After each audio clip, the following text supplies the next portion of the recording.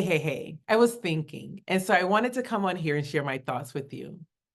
I don't know where I've been and why I haven't done a video lately, but I could not come on here today. Not after yesterday's historical moment when President Biden stepped down and endorsed Vice President Harris for presidency. That was huge, huge. It was about 2 o'clock when I happened to get on TikTok. I get on TikTok to listen to DJs and to watch people cook. But when I went on there, I saw someone who talked about breaking news. Biden steps down. And I was like, oh, let me get on TV and see. So I went to MSNBC and there it was. And I just could not believe that he really had stepped down. I was relieved when I saw it because I had been receiving a lot of text messages from these groups that have my number asking, do I think he should step down? Who do I think should take his place? Am I okay with him continuing in the race? Like all those type things. And I would answer them, but I really was just ready to know what was going to happen. We all saw what happened at the debate, and it was not pretty. But what I do know is that Biden is a good and decent person. He cares. And he showed how much he cares when he stepped down yesterday. He cares about this country. He cares about democracy. He cares about the direction that it looks as though it was going. So I admire the person he is and what he has done, being a public servant for 50 years. He knew it was time to step down, and he did it. That is what leadership looks like. In case anybody needs to know, that is what a leader looks like, not someone who's doing it for their own glory. But nonetheless, after that happened, I started getting invited to Zoom calls. And so I went on one Zoom call that was about how do we help vice president win the presidency? And of course, we know we need to mobilize, we need to get people excited, we need to get people registered, we need to get people to the polls. They need money. All of that we need to do to help ensure that this country is going to be in good shape come November 8th. I don't know when the election day, it doesn't matter because I'll be there at the polls, but November 8th to ensure that we have the person in place that will take care of this country,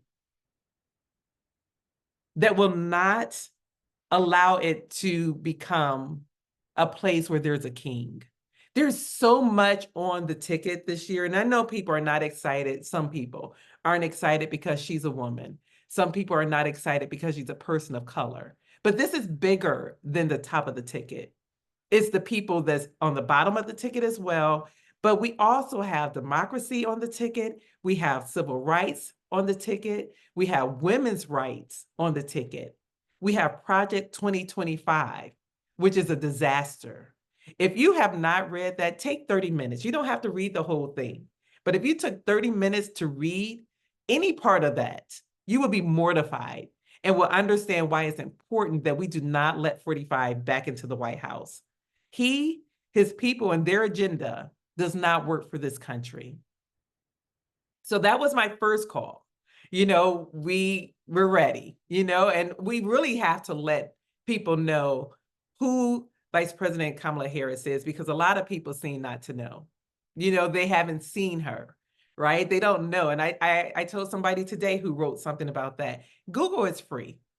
You can Google and see what it is that she's done and what she's been working on, et cetera. But her job as the vice president is only one thing, and that is to be ready in case the president cannot perform his or her duties. That is the only responsibility of the vice president. So there's that. But she has been busy. And the fact that you haven't seen it could be your fault, could be the media. It could be both. But choose not to be ignorant. So I'll leave that one there. But the second Zoom call that I got on was Win with Black Women.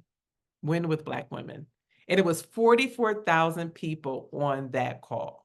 44,000 Black women on that call with Congress people, other politicians, political strategists, celebrities, people who have grassroots organizations, people who are, who works in this space in voting, et cetera, for a living.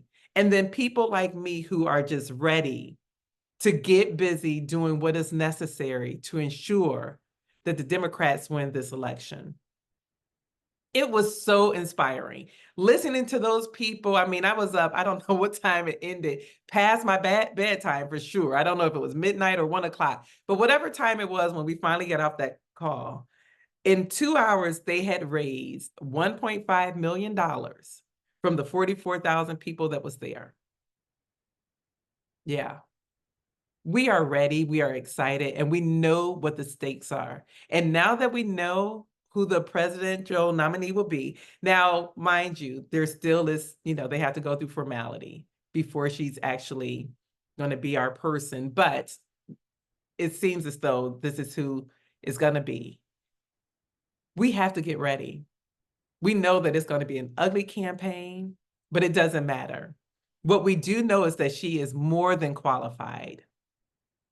More than qualified. The fact that she's vice president, whose job, as I just stated, is to step in if the president can't do it, lets us know that she is qualified. So let's get ready. Let's get busy. Let's get excited. And let's get Madam Vice President Kamala Harris into the White House. All righty. I just wanted to share that. I really am excited, and I'm ready to do what is necessary because I am tired of seeing 45. I remember the chaos that he caused when he was in the White House. I don't want to see that again. I don't really want to see him again, but we can't turn on the TV without seeing his face and hearing his voice. But we can beat him in November. If one, we believe, if two, we go out and do what is necessary. Remember, we all have that one vote.